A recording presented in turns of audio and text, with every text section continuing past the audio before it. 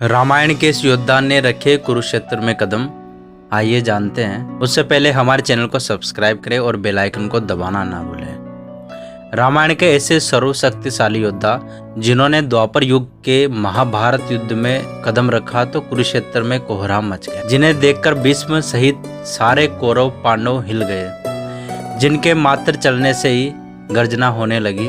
रामायण के ऐसे वे कौन योद्धा थे जिनके एकमात्र वार से कौरवों की अक्षौणी सेना पाताल लोक में समा जाती है, जिनको रोकने के लिए श्री कृष्ण को खुद युद्ध में उतरना पड़ा। ऐसे प्रलयंकरकारी युद्ध को देखकर देवता भी थरथर कांपने लगेंगे। ऐसे कौन थे वे योद्धा जो रामायण काल से महाभारत काल में आए? तो आइए जानते हैं। द्वापर युग के एक ऐसे योद्धा जो ना तो कोई देव पुत्र थे, लेकिन उनकी शक्ति के समक्ष इंद्रदेव को भी घुटने टेकने पड़े, जिनके जन्म से पहले सारे ग्रहों की दिशा बदल दी गई, जिनको मारने के लिए स्वयं विष्णु भगवान को जन्म लेना पड़ा। ऐसे सर्वशक्तिशाली योद्धा मेघनाथ, जो रावण का बेटा था, जिसे रथ सहित कहीं मील दूर फेंक दिया। हम बात कर रहे हैं पवन पुत्र हनुमान, जिन्होंने सूर्य देव को बचपन में ही निगल लिया था। बजरंगबली में इतनी शक्ति थी कि जब वो कुरुक्षेत्र में युद्ध हो रहा था, तब अश्वत्थामा अपने पिता के खून का बदला लेने के लिए अर्जुन के रथ की ओर बढ़ता है। तभी अर्जुन अपनी सेना का चक्रव्यूह निर्मित करते हैं। तभी अश्वत्थामा उस चक्रव्यूह को देखकर हैरान हो जाते हैं, क्योंकि यह चक्रव्यूह अर्जुन ने भगवान श्री कृष्ण के इशारे पर निर्मित किया था। जब अश्वत्थामा को वहां से निकलने का रास्ता नहीं मिला, तभी बड़ी दूर से दुर्योधन की आवाज आती है, मित्र मेरे भाइयों की रक्षा करो। तब अश्वत्थामा दुर्योधन के भाइयों को बचाने के लिए आगे बढ़ते हैं, परंतु वे चक्रव्यूह से बाहर नहीं निकल पाते। तभी वो महादेव की आराधना करते हैं। कुछ देर बाद एक घोड़े पर सवार एक सैनिक अश्वत्थामा से कहता है कि आप मेरे पीछे पीछे आइए, मैं इस चक्रव्यूह से बाहर निकलने का मार्ग जानता हूँ। तभी अश्वत्थामा उसके पीछे पीछे आगे चक्रव्यूह को तोड़ते हुए आगे बढ़ता है। तभी अर्जुन श्री कृष्ण से पूछते हैं, एक साधारण सा सैनिक किस प्रकार हमारे चक्रव्यूह को तोड़ सकता है माधव? तब श्री कृष्ण कहते हैं कि यह कोई साधारण इंसान नहीं, यह स्वयं देवों के देव महादेव है, जिन्होंने अश्वत्थामा की भक्ति से प्रसन्न होकर उसे मार्ग दिखाया।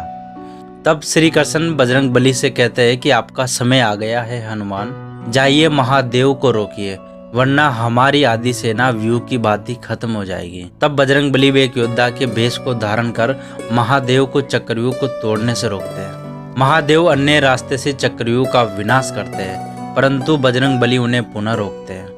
बजरंगबली कहते हैं, प्रभु कृपया आप इस युद्ध के भागी ना बने। तब महादेव कहते हैं कि मेरे भक्तों की समस्या का निवारण करना मेरा कर्तव्य है हनुमान।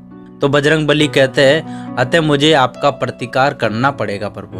तभी बजरंगबली अपना गदा लेकर महादेव की ओर बढ़ते हैं और दोनों के बीच भीषण युद्ध शुरू हो जाता है, जिसके कारण प्रलय की स्थिति उत्पन्न हो जाती है। उनके इस युद्ध को रोकने के लिए सारे योद्धाओं को सारे अस्त्र त्याग कर प्रार्थना करनी पड़ी। तब जाके महादेव और बजरंगबली का प्रलयंकर युद्ध समाप्त हुआ था। यही कारण है महादेव की भक्ति सारे देवते भी करते हैं, कि महादेव अपने भक्तों की भक्ति से बहुत जल्दी प्रसन्न हो जाते हैं। अब जानते हैं रामायण के दूसरे सर्वशक्तिशाली योद्धा के बारे में, जिन्होंने युद्ध रचा था, भगवान कृष्ण को धरती में कई बार पटका, जिन्होंने महाभारत युद्ध में प्रलय ला दिया था, जिनके अंदर हजारों शेरों की शक्ति थी, जो ना ही जानवर थे और ना ही मनुष्य। कौन थे रामायण के वे योद्धा जिनसे रावण तक भी डरता था? तो आइए जानते हैं। बात करें जामवंत की, जिन्होंने त्रेता युग में अहम भूमिका निभाई थी, जिन्होंने बजरंगबली की शक्ति याद दिलाने में मदद करी। जामवंत जी बजरंगबली की तरह अमर थे, जिन्होंने द्वापर युग में पूरी धरती हिला दी थी। परंतु क्यों? जब एक बार श्री कृष्ण के ऊपर सत्यमंटक मणि के चोरी होने का मिथ्या आरोप लगे, तभी श्री कृष्ण उसकी खोज करते हुए एक गुफा में पहुंचे, जहां पर वे मणि मिली, जो कि जामवंत जी के पास थी। इसलिए भगवान श्री कृष्ण और जामवंत का बहुत भयंकर युद्ध हुआ, और यह युद्ध कई दिनों तक चलता है। यह अत्यंत प्रभाव शक्तिशाली देखकर जामवंत को आश्चर्य हुआ कि एक आम इंसान में इतनी शक्ति किस प्रकार हो सकती है, क्योंकि उन्हें वरदान प्राप्त था, अतः वे ब्रह्मा जी के पुत्र थे, उन्हें कोई नहीं हरा सकता था। इसलिए उन्होंने भगवान श्री कृष्ण से पूछा, आप कृपया करके अपने असली रूप में आओ। उनका इतने कहने पर वे भगवान विष्णु में परिवर्तित हो जाते हैं। तभी जामवंत उन्हें भगवान राम को देखने का आग्रह करते हैं।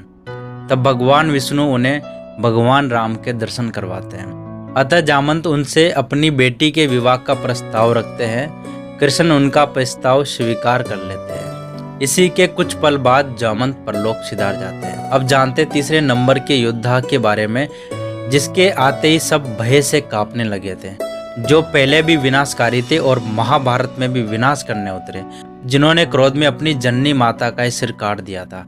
हम बात करें अत्यंत क्रोधी भगवान परशुराम के बारे में, जिनके क्रोध से पूरी सृष्टि कंपन करने लगती थी, जो कि भगवान सूर्य के इतने बड़े भक्त थे कि उनके धनुष टूटते ही उन्होंने स्वयं भगवान विष्णु के अवतार राम को ही युद्ध के लिए ललकारा था, जिनके विद्या के कारण साधारण शिक्षकों को भी भयानक शिष्य बना दिया था, जिन्होंने त्रेता युग में भयानक विध्वंस मचा दिया था, जिसके कारण बजरंगबली ने उनका क्रोध शांत करवाया। परशुराम को अमरता का वरदान प्राप्त थे, इसलिए परशुराम ने द्वापर युग में भी अहम भूमिका निभाई थी, जिन्होंने कर्ण, भीष्म, द्रोणाचार्य जैसे शिष्यों को तैयार किया, जो अकेले पूरी सेना के बराबर थे, जिन्होंने महाभारत में प्रलय मचा दिया था। एक बार तो भगवान श्री कृष्ण ने भीष्म के कारण अपना प्राण तोड़ दिया था। इनकी शक्ति का इसी से अंदाजा लगाया जा सकता है। महाभारत युद्ध के कई माह पहले जब भीष्म अपने भाई विचित्रवीर्य की विवाह के लिए रानी ढूंढने के लिए गए, तो तभी एक रानी ने मना कर दिया और उन्होंने भगवान परशुराम से विनती की कि वह उसे न्याय दिलाए। तभी भगवान परशुराम भीष्म को युद्ध को प्रस्ताव देते हैं, जिसके कारण दोनों में कई दिनों तक भीषण युद्ध हुआ था। अतः दोनों ने एक दूसरे के ऊपर ब्रह्मास्त्र भी छोड़े थे, परंतु महादेव के आगमन की वजह से दोनों के ब्रह्मास्त्र रुक गए। अतः समग्र सृष्टि का विनाश निश्चित था। ये थे हमारे त्रेता युग के 3 महायोद्धा, जिनका योगदान महाभारत में था। ऐसे और भी फैक्ट जानने के लिए हमारे चैनल को सब्सक्राइब करें और बेल आइकन को दबाना ना भूलें। अगर अब तक आप ये वीडियो देख रहे हो तो हमारे वीडियो को लाइक करें और कमेंट करके हमें बताएं कि आपको वीडियो कैसी लगी।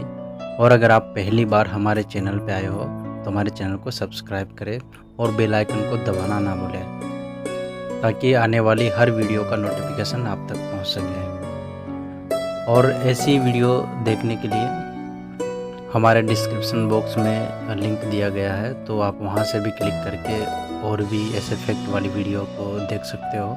और वीडियो पसंद आए तो वीडियो को ज़्यादा से ज़्यादा शेयर करें। तो मिलते हैं दोस्तों एक और नए फैक्ट वाली वीडियो के साथ में। तब तक सब अपना ख्याल रखिएगा। और एंड स्क्रीन में जो वीडियो आपको दिखाई देती है तो आप डायरेक्टली वहाँ से भी पहुँच सकते हैं। नई वीडियो फैक्ट के बारे में आप वहाँ से भी जान सकते हैं। Thank you.